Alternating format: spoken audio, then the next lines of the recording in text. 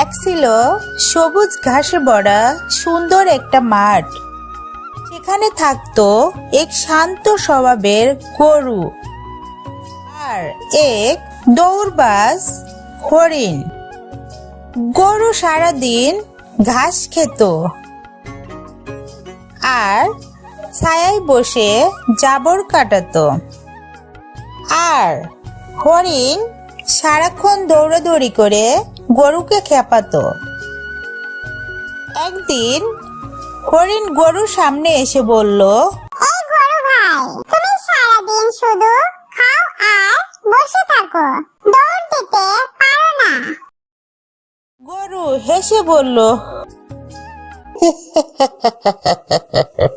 আমার কাজ দৌড়ানো না, ঘাস খাওয়া। কিন্তু হরিণ থামলো না। সে লাফিয়ে লাফিয়ে গরুর চারপাশে ঘুরে নাচতে লাগলো। গরু একটু বিরক্ত হলেও চুপ করেছিল। আবার বলল, তুমি এত ধীর, দেখি তোমার পা কি কাজে। এই বলে হরিণ একেবারে গরুর সামনে এসে নাক ঘষে মজা করতে লাগলো। অবশেষে গরু রেগে গিয়ে এক লাথি দিল। হরিণ ছিটকা গিয়ে দূরের ঝোপে পড়ল। কিছুক্ষণ চুপচাপ থাকার পর হরিণ উঠে দাঁড়িয়ে বলল, তোমার লাঠি তো বর্জ্যের মতো।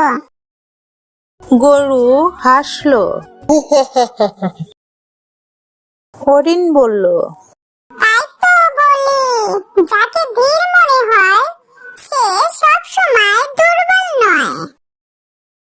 এরপর থেকে হরিণ আর কখনো গরুকে খেপায়নি, বরং দুজন ভালো বন্ধু হয়ে গেল।